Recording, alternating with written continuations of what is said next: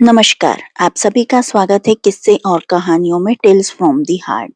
आज हम विष्णु पुराण भाग 3 के बारे में बात करेंगे और जो आपको ये वीडियो पसंद आती है तो please like, share and subscribe करें और कमेंट बॉक्स में विष्णु भगवान की जय जयकार करें। तो चलिए शुरू करते हैं विष्णु पुराण भाग 3। सूत महर्षि ने नारद मुनि की कहानी सुनाना प्रारंभ किया। पिछले जन्म में नारद ने एक दासी पुत्र के रूप में जन्म लिया। वह दासी एक भक्त के घर में काम किया करती थी। उस भक्त के घर में सदा ऋषि मुनि, साधु संत, अतिथि सत्कार पाया जाता था। बालक नारद उन ज्ञानियों की सेवा में लगा रहता था। जरूरत के वक्त उन्हें पानी पिलाया करता था। विष्णु भगवान की महिमाओं की चर्चा भी बड़ी श्रद्धा व भक्ति से सुनता था। नीर यानी पानी देने वाले बालक का नामकरण नारद करके वे लोग इसी नाम से उसे पुकारते थे। इसी बीच नारद की माँ सांप के डसने से मर गई। बालक नारद को अपने पिता का बिल्कुल पता न था। उसके साथ ही नारद को दासी पुत्र और अनाथ बालक कहा करते थे। कुछ ही दिनों में उस मकान के मालिक का स्वर्गवास हो गया। नारद को कहीं आश्रय नहीं मिला। वह इधर उधर भटकता था। भूख लगने पर यदि वह किसी मकान के सामने जाकर खड़ा हो जाता तो लोग उसे भगा देते थे, गालियां देते थे और यह बालक ऐसा पापी है जिसे उसने अपने पिता का भी पता नहीं है। नारद साधु स्वभाव का था, इसलिए नटखट बच्चे उस पर पत्थर फेंकते, उसे सताकर आनंद का अनुभव करते थे। गांव के लोगों से तंग आकर नारद सोचने लगा, इन मनुष्यों के बीच मेरा जन्म क्यों हुआ है? मैंने कौन सा अपराध किया है? ये लोग मेरे प्रति ऐसे अत्याचार क्यों करते हैं? आखिर कीड़े मकोड़े, जंगल के जानवर भी मजे से जी रहे हैं। यूं तो सोचते हुए नारद जंगल की ओर चल पड़ा। उसे ऋषि मुनियों की बातें याद हो गई। मुझे भी तपस्या करके देवताओं के बीच जन्म लेना है। यूं निश्चय कर नारद ने तपस्या करना शुरू किया। अनाथों का जो रक्षक है, जो सारे जगत का पिता है, वही मेरे लिए भी पिता है। वह मुझे कुछ भी बनाए पसंद है।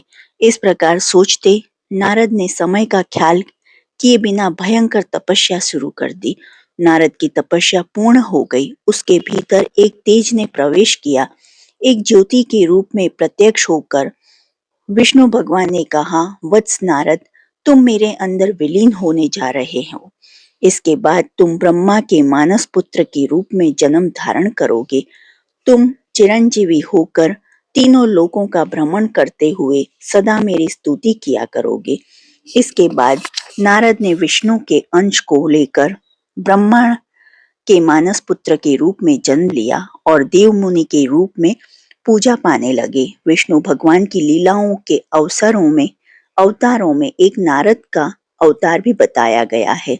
ऐसे नारद मुनि से उपदेश पाकर ध्रुव तेज गति के साथ आगे बढ़े चले जा रहे थे। उस समय उत्तम कुमार रोते हुए आ पहुंचे और ध्रुव के सामने हाथ फैलाकर उनको रोकते हुए बोला, भैया आप कृपया जंगल में मत जाइए। आप जंगल में चले जाएंगे तो मैं किसके साथ मिलकर हरि का भजन करूंगा? मेरी माताजी ने आपको डांटा, पर मैंने क्या किया है? मुझ पर आप क्यों नाराज होते हो? आप रुक जाइए। यूं कहते हुए उत्तम फूट फूट कर रोने लगा। ध्रुव ने उत्तम को गले लगाकर समझाया, मेरे छोटे भैया, मेरी माताजी ने मुझे जन्म दिया। मुझे यही साबित नहीं करना है कि मेरी माताजी ही भी महान है, इसलिए मैं जा रहा हूँ। उत्तम बोला, तब तो मैं भी आपके साथ चलूंगा। आप तपस्या में लग जाइए, मैं आपके लिए कंद मूल फल लाया करूंगा। ऐसा करने पर तुम्हारी माँ रोएंगी। मेरे छोटे भाई, मैं तुम्हारा बड़ा भाई हूँ, इसलिए तुम्हें मेरी बात माननी पड़ेगी। जाओ, ध्रुव ने कहा। ध्रुव के मुंह से ये बातें सुनकर उत्तम कुमार वहीं पर लुढ़क पड़ा और रोने लगा। सुरुचि आकर उसे समझाने लगी। इस पर उत्तम गुस्से में आकर बोला, माँ तुम मुझे छुओ मत, तुम्हारी वजह से ही बड़े भैया जंगल में जा रहे हैं। सुरुचि लज्जा के मारे सर झुकाकर अपने को कोसने लगी, मैं पापिन हूँ, मेरे ही कारण यह सब हुआ है। इतने में राजा उत्तनपाद पहुंचकर बोले, ध्रुव तुम रुक जाओ, यह सब मेरी मंद बुद्धि की वजह से ही हुआ है। मेरा राज्य तुम्हारा है, वापस चलो। इस बीच ध्रुव काफी दूर तक चले गए थे। नारद ने सुनीति से कहा, माताजी, तुम्हारे गर्भ से एक रत्न जैसा पुत्र पैदा हुआ है। तुम अपने बेटे के बारे में बिल्कुल चिंता मत करो, नारायण स्वयं उसकी रक्षा करेंगे। फिर उत्तानपाद की ओर मुड़कर नारद बोले, राजन, हम सबको इस बात पर खुश होना चाहिए, आपके पिता और ध्रुव के दादा स्वयंभू मनु के वंश के लिए भी बालक ध्रुव अपार यश का कारण बनेगा। इसमें किसी का कोई दोष नहीं है, यह श्रीमन नारायण का संकल्प है। यूं समझाकर नारद मुनि ने सबको शांत किया। मधुवन में बैठकर ध्रुव ओम नमो नारायण का मंत्र जापते हुए तपस्या कर रहे थे। यमुना नदी उस मंत्र से श्रुति मिला रही थी। ध्रुव की तपस्या से तीनों लोग कांपने लगे। कोई यदि कहीं भी तपस्या करता है तो इंद्र यह सोचकर डरते हैं कि कहीं वह तप करके उनके पद की कामना न कर बैठे। इस डर से उनके तप में विघ्न डालने के लिए वे भयंकर इंद्रजाल रचा करते हैं। इस प्रकार इंद्र ने अपने वज्रायुध में को हिलाकर आंधी तूफान और बिजली गिराकर भयंकर उत्पात मचाए, पर ध्रुव थोड़ा भी विचलित न हुए। इस पर इंद्र ने पत्थरों की वर्षा शुरू की, मगर ध्रुव के सर पर घूमते हुए विष्णु चक्र ने उन पत्थरों को दूर फेंक दिया। उस समय नारद ने आ जाकर इंद्र को समझाया, आपने ध्रुव को साधारण बालक मात्र समझा है, आप उनका कुछ भी बिगाड़ नहीं सकते, आपको व्यर्थ में अपमानित होना पड़ेगा। इंद्रपद तो ध्रुव के लिए घास के तिनके के बराबर है। अंत में ध्रुव की तपस्या पर प्रसन्न हो विष्णु भगवान प्रत्यक्ष हुए। ध्रुव विष्णु के पैरों में लिपटकर अपार आनंद के मारे मूक रह गए। वे अपने मन में सोचने लगे, भगवान, मैं पूर्ण हृदय से आपकी स्तुति करना चाहता हूँ, लेकिन मैं एक छोटा बालक हूँ, आपकी स्तुति करने के लिए मेरे पास शब्द नहीं है। इस पर विष्णु ने अपने शंख को ध्रुव के गालों पर छुआ दिया। दूसरे ही क्षण वेदों के तत्वों से भरे स्तोत्र पाठ साम गान के रूप में ध्रुव के मुंह से निकलने लगे। विष्णु ने मंद हास करते हुए, ध्रुव मांग लो, तुम क्या चाहते हो? ध्रुव भक्ति पूर्वक बोला, हे परम पुरुष, जैसे भौरा कमल से हमेशा लगा रहता है, वैसे ही सदा आपके मधुर मंद हास वाले मुख पद्म को देखते रहने की मेरी इच्छा है। इससे बढ़कर मैं कुछ नहीं चाहता। अच्छी बात है, लेकिन पहले तुम अपने राज्य में जाकर धर्म का पालन करते हुए शासन करो। इसके बाद तुम मेरे विश्व रूप का शिरोभाग बने ध्रुव पद पर पहुंच जाओगे। कल्पांतों के बाद भी तुम उस अचल पद को ग्रहण कर सदा प्रकाशमान रहोगे। यूं समझाकर विष्णु भगवान अंतर्ध्यान हो गए। इसलिए ध्रुव को अनुग्रह प्रदान करने वाले विष्णु का अवतरण ध्रुव नारायण अवतार कहा गया है। इसके बाद ध्रुव अपनी महिष्मतिपुरी में आ गए। उत्तनपाद ध्रुव को अपना राज्य सौंपकर तपस्या करने चले गए। उत्तम कुमार का अभी तक विवाह नहीं हुआ था। राजधर्म के अनुसार जंगली जानवरों से जनता की रक्षा करने के लिए वह शिकार खेलने गया। हिमालय की पहाड़ी जंगलों में दुष्ट यक्षों ने उस पर हमला करके उसको मार डाला। अपने पुत्र की मृत्यु पर सुरुचि दुखी हो वहां पर पहुंची और जंगल के दावनल में फंसकर भस्म हो गई। ध्रुव ने यक्षों का नाश करने के लिए यक्ष नगर अलकापुरी को घेर लिया।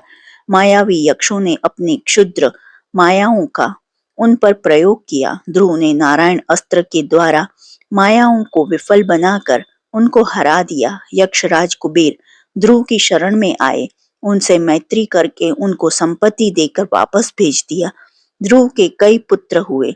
उन्होंने अनेक वर्षों तक आदर्श शासन द्वारा स्वयंभू मनुवंश को यश प्रदान किया। अनेक वर्षों तक शासन करने के बाद ध्रुव ने अपने ज्येष्ठ पुत्र का राज्याभिषेक किया और वे बद्रिकाश्रम में चले गए। वहां पर भगवान विष्णु का ध्यान करते हुए स्वर्ण शरीर को प्राप्त किया। भगवान विष्णु के आदेश पर उनके सेवक एक विमान ले आए। वे लोग भी देखने में विष्णु के समान थे और उनके भी 4-4 हाथ थे। ध्रुव उन दूतों से बोले, मेरे माताजी के लिए जो पद प्राप्त नहीं है उसकी मुझे भी जरूरत नहीं है। इस पर विष्णु के दूतों ने उनके आगे एक दिव्य विमान में जाने वाले सुनीति को दिखाया। उसे देख ध्रुव प्रसन्न हो उठे। वे विमान पर सवार हो ग्रह मंडल, नक्षत्र मंडल तथा सप्तर्षि मंडल को पार कर ध्रुव पद पर पहुंचे। ध्रुव मंडल को विष्णु पद भी कहते हैं। विष्णु का निवास वैकुंठ भी वहीं पर है। ध्रुव देती में गोलोक भी होता है। गोलोक में विष्णु प्रकृति स्वरूपिणी राधा देवी के साथ वेणुगान करते हुए आनंद भोगते हैं। गोलोक के ऊपर गहरा अंधकार छाया रहता है। उस अंधकार के पार विष्णु वैकुंठवासी बने प्रकाशमान होते हैं। ध्रुव सदा विष्णु को देखते उज्जवल कांति से द्युतिमान हो उठे। खूंटी से बंधी गाय की भांति सप्तऋषि मंडल उनकी प्रदक्षिणा किया करता है।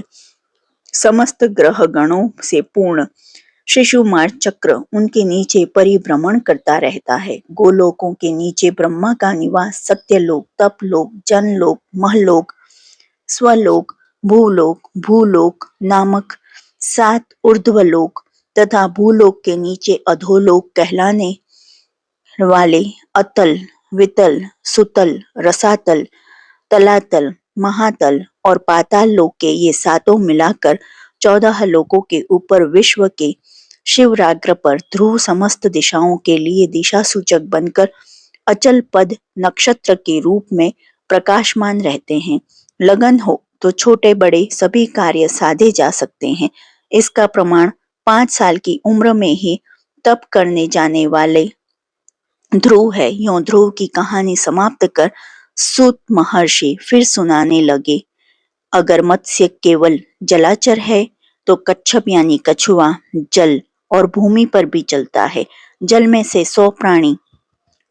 से प्राणी भूमि पर आ गया यानी जलाचर भी की दशा से भूचर तक का विकास हुआ। इसलिए कछुए के रूप में विष्णु अवतरित हुए, जो दशा अवतारों में दूसरा अवतार है।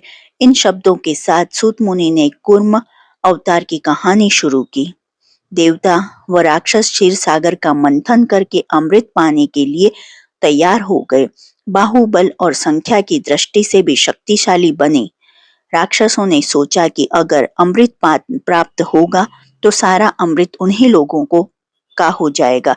राक्षसों को अमृत के द्वारा अगर अमरत्व प्राप्त हो जाएगा तो हमारा क्या नुकसान होगा। सारी जिम्मेदारी विष्णु की ही मानकर देवता उन्हीं पर विश्वास करने लगे। क्षीर सागर पर मंदर पर्वत को मथानी के रूप में खड़ा करके महासर्प वासुकी को रस्सी के रूप में लपेटकर समुद्र का मंथन करने का निर्णय हुआ। लेकिन मंदिर पर्वत को लाकर क्षीर सागर में डालना किसी के लिए मुमकिन न था।